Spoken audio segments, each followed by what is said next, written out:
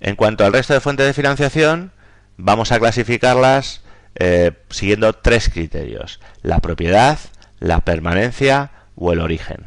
En el caso de la propiedad de los fondos pueden ser propios, propiedad de la empresa, o bien pueden ser ajenos, es decir, no son propiedad de la empresa y ésta los tiene que devolver, por tanto.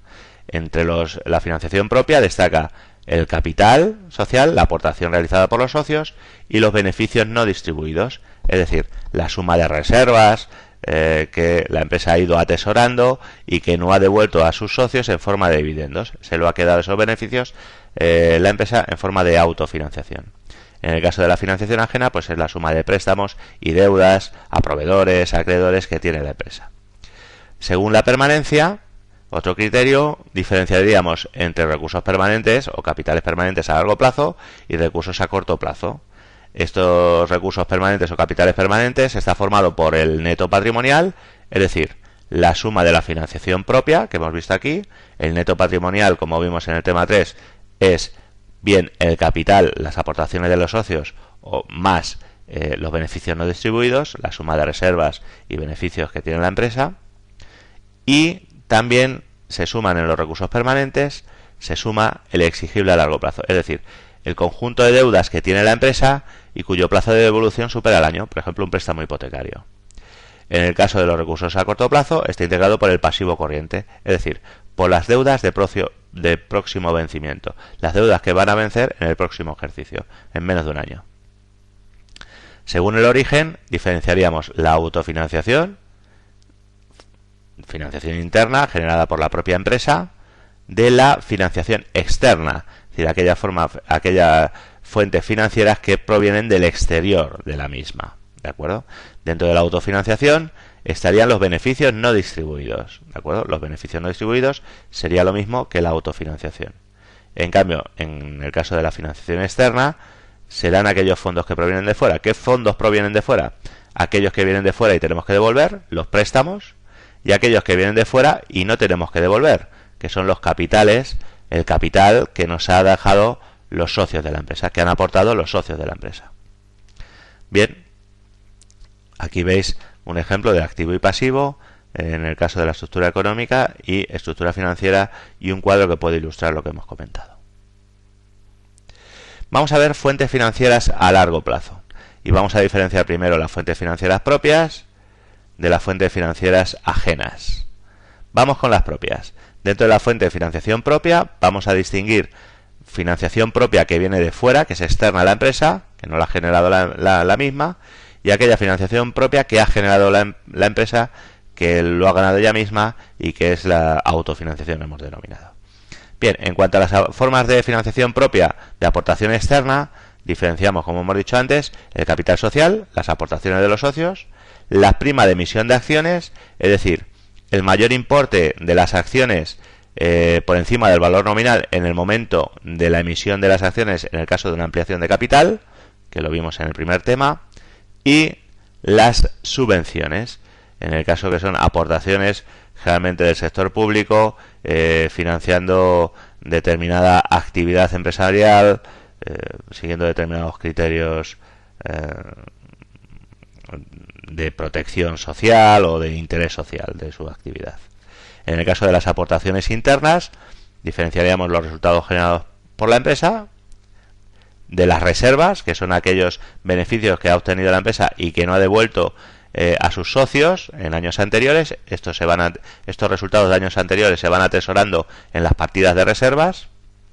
Y luego los remanentes, que es aquel beneficio que no está ni repartido ni aplicado. Todavía no se tiene claro qué fin se va a llevar con él, ¿de acuerdo? Aquí tenéis un cuadro igualmente de la financiación a largo plazo. Estas son las que hemos visto, la financiación propia externa e interna, y ahora a continuación vamos a centrarnos en estos, en la ajena. Bien, aquí estamos, financiación ajena. En este caso siempre habrá que devolverlo, y tenemos que devolver no solo esta amortización del principal, sino que también deberemos abonar ciertos intereses. Bien, son aparte de los préstamos que ya hemos visto, tenemos los empréstitos. Los empréstitos generalmente son préstamos de muy alto importe, que implican mucho riesgo para la entidad financiera y que lo que hace la empresa es dividirlo en partes alícuotas, en partes iguales, cada una de las cuales se puede llamar obligación o bono, y estas participaciones de este empréstito, estos bonos, estas obligaciones, son colocados directamente entre ahorradores últimos. A cada uno de estos ahorradores que adquiere un bono o una obligación se le devuelve lo adelantado a la empresa más unos intereses. Luego estaría el arrendamiento financiero leasing, que es un contrato por el cual la sociedad de leasing arrendadora nos cede el derecho de uso, el usufructo, sobre un bien a cambio de una serie de pago de cuotas de leasing, la última de las cuales suele incorporar una opción de compra. Es decir, la sociedad de leasing no suele desearse quedar con el bien financiado. Pues si financia un camión no se quiere quedar con el camión, o si financia un ordenador no se quiere quedar con un ordenador, por lo que incorpora una última cuota que es una opción de compra por el cual la empresa a un precio ventajoso se puede quedar con el bien en cuestión. Tendríamos un leaseback o retroleasing, que es una forma financiera un tanto rebuscada, en el cual la empresa hace un leasing sobre un bien que ya es de su propiedad. Es decir, yo tengo un camión y para obtener financiación voy a una sociedad de leasing y le pido que me adelante el valor del usufructo de ese bien que ya es mío, a cambio de que yo le devuelva ese dinero en una serie de cuotas de leasing, con la última de las cuales puedo recuperar la propiedad total en este caso del ejemplo de mi camión, ¿de acuerdo? Del bien que he financiado mediante este leaseback. Tenemos créditos y préstamos a largo plazo, como hemos comentado antes, y los renting. En el caso del renting es un leasing continuamente renovable, es decir, es un leasing que cada 4 años, por ejemplo, en el caso de un coche, yo pago una cuota de renting mensual por el uso de un coche, y al cabo de 4 años, de 5 años, de 6 años, según como me ponga de acuerdo con la sociedad de renting, yo renuevo ese coche por un coche similar, de condiciones similares, de tal manera que no me preocupo nunca y siempre tengo un coche actualizado si es preciso para la actividad empresarial que llevo, ¿no? Lógicamente esto incorpora un precio siempre. En cuanto a la financiación a corto plazo, diferenciamos el préstamo, que ya hemos visto, lo mismo que a largo plazo. En este caso el vencimiento es en menos de un año.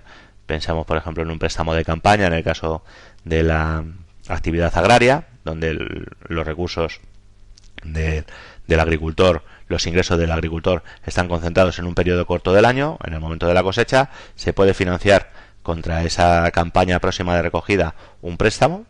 Luego tenemos el crédito, en el cual el cliente del intermediario financiero recibe una cantidad que puede utilizar en su totalidad o en parte a cambio de unos intereses por tener ese crédito disponible. Todo el mundo más o menos tiene una tarjeta de crédito o conoce su funcionamiento.